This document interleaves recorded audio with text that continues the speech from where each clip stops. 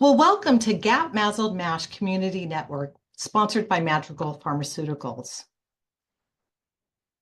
Today, we'll be talking about lifestyle management, specifically regarding MASLD.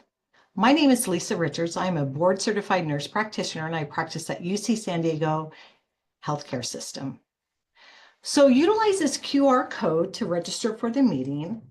And we'd also like to invite you to visit the GAP MASLD MASH Community Network to view Madrigal MASH disease state education and also Madrigal Rezdiffra promotional programs. So let's get started. We have a clinical case study. We have Albert, who's a 65-year-old Hispanic male who's overweight with a BMI of 29, and he's presenting to our clinic for elevated liver enzymes and abnormal imaging that was seen on abdominal ultrasound that was remarkable for increased echogenicity, which we know is consistent with steatosis. Further information shows that he does not drink alcohol since he was in his 20s, and his medical history is remarkable for type 2 diabetes, hypertension, hyperlipidemia. When we look at his laboratory studies, you can see that his triglycerides and HDL are well managed, and that his A1C is 7.2. Now, I would just point out here, generally patients that have steatosis, liver steatosis, we want to have the A1C 7 or below. So he's almost at target. And we know that his ALT has been elevated for the past 3 years. Another important point here is remember, a healthy ALT level for a man is between 29 and 33. And we've ruled out other etiologic causes of chronic liver disease. When we do our physical exam, we can see central adiposity, but fortunately, we do not see any stigmata of advanced liver disease like spider angiomas. So based on his medical profile, we can confidently diagnose him with metabolic dysfunction-associated steatotic liver disease. So now that we have the diagnosis of MASLD, we need to further our evaluation and determine, is he at risk for any liver fibrosis? So we turn to common labs that we normally order in our clinic. We have an ALT, an AST, and platelet count here. And what we're able to do is use a non-invasive tool called a FIB-4, and it's a calculator that helps us determine low, indeterminate, or high risk for liver fibrosis. So what we see here is the AGA clinical pathway, and I know it's pretty busy, but let's just kind of walk through this for a second. So first, we want to identify patients that are at risk. We've already identified Albert as someone who has metabolic risk factors of diabetes, hypertension, hyperlipidemia. So you can see here that as you go across this line, these are patients that have metabolic risk factors that we want to identify. Also, those patients that have any type of steatosis on imaging. So once we identify our patients at risk, the second thing we want to do is look at our common labs that we order in the clinic. And you would look at a CBC and liver function tests. And then you would calculate what those tests are. And his test is considered to be indeterminate because it falls within this FIB-4 range of 1.3 to 2.67. So you can see the three different ranges here, a FIB-4 less than 1.3, a FIB-4 1.3 to 2.67, or a FIB-4 greater than 2.67. And each one has a corresponding management recommendation. So our patient here is looked at to be in the indeterminate stage in that his FIB-4 was 2.22. So let's see, what does it tell us to do on the algorithm? The next thing we want to do is actually do liver stiffness measurement. And generally what we do is a fiber scan. And for our patient, Albert, his BMI is 29, so a fiber scan would be fine. BMIs 35 or above tend to be problematic when we do a fiber scan because they may not meet quality criteria. But his BMI is 29, so we do a fiber scan. And remember, liver stiffness measurements are surrogate for liver fibrosis. So we do the fiber scan, and he falls within this low risk category because his liver stiffness measurement is less than 8 kilopascals. Remember, 8 is kind of the cutoff that we look at for significant fibrosis. So Albert is falling in the low risk category of 6.7. So what that tells us to do in our algorithm here is that we can repeat the non-invasive tests in 2 to 3 years unless something changes with him clinically that would warrant we would want to repeat a FIB4 test sooner or a FibroScan sooner. And also, our recommendations for him would be lifestyle modifications. So we would be talking about diet and exercise, and we certainly want to optimize his metabolic risk factors with his diabetes, hyperlipidemia, to make sure that we don't have progression of disease. So let's look at the continuum of MASLD. You can have simple steatosis in the liver that can lead to more inflammatory fat, steatohepatitis, that can lead to fibrosis and then cirrhosis. What's important to note here on this pathway that at any point during this pathway with simple steatosis all the way to cirrhosis, patients with steatotic liver disease are at risk for developing hepatocellular carcinoma. Now, this is significant because generally it's patients that have cirrhosis that we're concerned about that have HCC. But as you see here, anywhere on this continuum, they can actually be at risk for developing liver cancer. The other thing I think is important and a good take-home note is that this is reversible. So we can look at lifestyle interventions with diet and exercise and pharmacotherapy, if indicated, to help reverse this disease. But what I want to bring to your attention is we need to really identify those patients that are at risk. And these are our overweight, obese patients, patients with type 2 diabetes, or other metabolic risk factors such as hypertension, dyslipidemia. Those are patients that would be at risk that we would want to keep on our radar and screen for MASLD. So as we continue to look at risk factors and the pathogenesis of MASLD, let's look at a couple things. We know we've already identified metabolic risk factors, but also diet plays an important role in the development of steatotic liver disease, MASLD. You can see here saturated fats, fructose, sucrose, glucose. All of those can lead to MASLD. And MASLD, you can have that simple fat that we just looked at in the liver, or you can have this more inflammatory fat that creates steatohepatitis and can lead to cirrhosis. So another important key element that we need to look at regarding progression of disease is genetic polymorphisms. And genetic polymorphisms impact hepatocyte lipid handling. So you can see these here. There's 3 common ones that we're able to test for, although we don't test these clinically, we see these in research that can lead to progression of MASH and cirrhosis and liver cancer. We are aware that there is a global obesity pandemic, and certainly here in the United States, we see that, unfortunately. Obesity can lead to type 2 diabetes and can also lead to MASLD. And I think what's most important and the elephant in the room is if you have a patient that has obesity and diabetes, we really want to optimize these metabolic risk factors to decrease the development of MASLD. We want to balance nutrients and energy in helping us manage MASLD and MASH. So really it's going to be calories in and calories out. We want to create a deficit so that we don't, patients do not become overweight or develop diabetes. And we certainly are aware that central obesity is the major promoter of insulin resistance and pro-inflammatory signaling.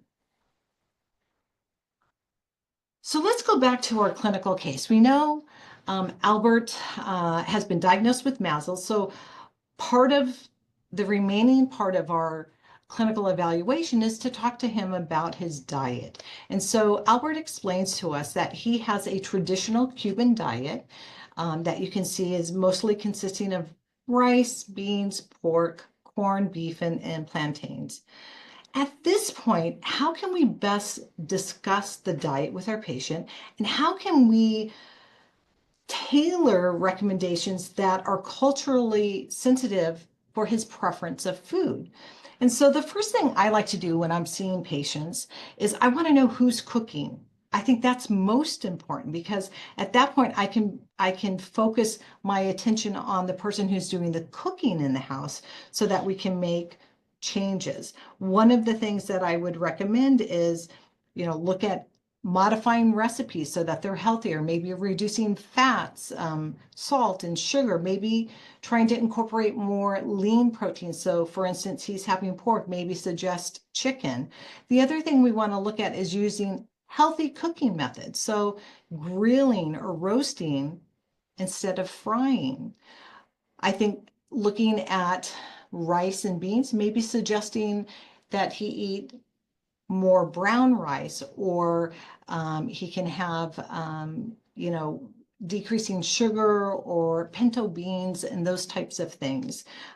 The other thing is important is to review what is a healthy plate. So I'd like to visualize having a plate in front of us and saying, okay, when you have your plate in front of you, half your plate should be vegetables.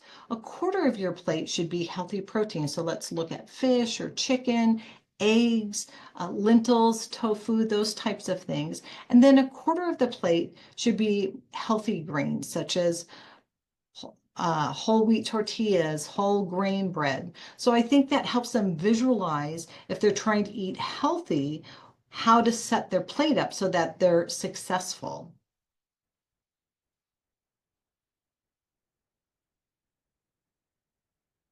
The mainstay of the management of MASLD has always been lifestyle interventions or lifestyle modifications that include diet and exercise. However, a year and a half ago, we had the first FDA-approved drug, resmetirom, for patients that have MASH. And so resmetirom was approved for at-risk MASH patients. And this is in conjunction with lifestyle modifications. So this doesn't go away. Lifestyle is something that patients with MASLD or MASH will continually have to monitor and incorporate. We know that weight loss is directly linked to histological improvement. For instance, just losing 5% of your body weight can reduce hepatic steatosis. Even better, if you can lose up to 10% of your body weight, you can help reverse steatohepatitis and liver fibrosis. Unfortunately, I think we're all aware our Western diet is not the most healthiest diet. We have a lot of fat, sugar, unhealthy foods, a lot of fried foods, fast foods. That, coupled with a sedentary type lifestyle, can lead to fatty liver. What we'd like to do is try to promote more of a healthy lifestyle by looking at the Mediterranean style diet. We know that this diet is helpful for cardiovascular health and also improving hepatic steatosis.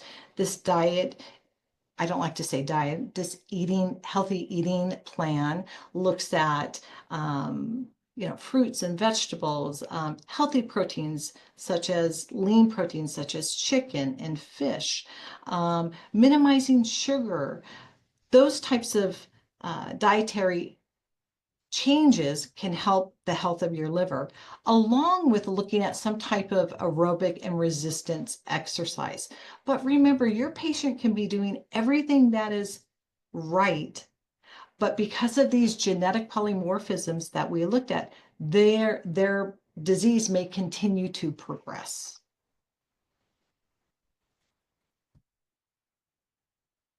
So looking at exercise specifically, first off, I want to find out, does my patient engage in any type of exercise?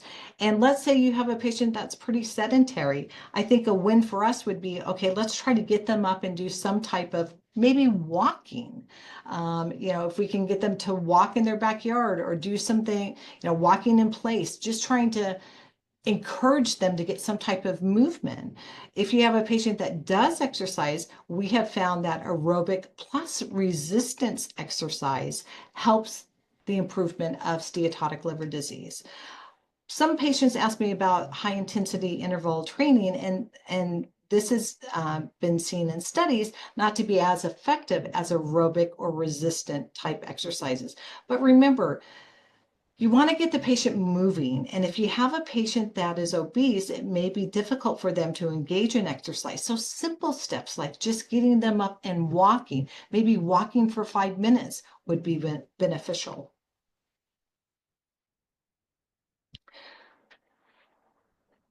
MASLD-friendly diets, we've talked about the Mediterranean style diet, but really what we want to look at is a calorie deficit. So a hypocaloric diet is helpful to achieve weight loss.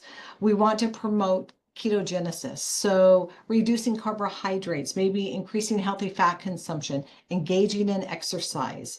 Remember, how a patient responds to this specific dietary plan is not clearly understood because of some genetic predispositions. And also, we talked about those genetic polymorphisms that may be in play. And again, if you look at the Mediterranean diet, it is supported by the American Association for the Study of Liver Diseases, the American Association of Clinical Endocrinology, and the European Association for the Study of Liver Disease. So again, trying to promote this more of a Mediterranean style diet by also being culturally sensitive to your patient, I think would be very beneficial in promoting a MASLD friendly diet. Okay, let's go back to our case. So Albert returns for routine follow-up, and there's no real improvement in his labs. And he admits that he's not started exercising, but he's been trying to cut out soda. This is typically what I see with my patients. And so what do we do right now? I think the first thing we need to do is we need to encourage him and compliment him on one thing that he's achieved, and that's been he's cutting down on soda. And explain to him, soda is very high in calories, has a lot of sugar. So even, reducing soda from 3 cans a day to 2 cans a day is beneficial, with the outcome of trying to reduce soda less than that. So reward positive, give him reinforcement of positive behaviors that he's already done. So cutting out soda is a win, or reducing soda is a win. The fact that he hasn't exercised, I think we need to partner with him and set an achievable goal. So ask him, what's your day look like? What are you doing when you get home from work? Are you able to perhaps walk in the neighborhood, or try to mutually come up with an achievable goal? The important thing is you don't want to set too many goals, because then you're setting them up for failure. So you want to together partner with him with an achievable goal. And maybe that might be, if you're drinking 3 sodas a day, you're now down to 2. Let's try cutting it down to 1. How about let's try to incorporate some movement. So let's see if we can get you walking a little bit, maybe even just 5 minutes, and see if that helps him so that he feels like these are things he can accomplish. You want to empower him to make these behavior changes and be successful.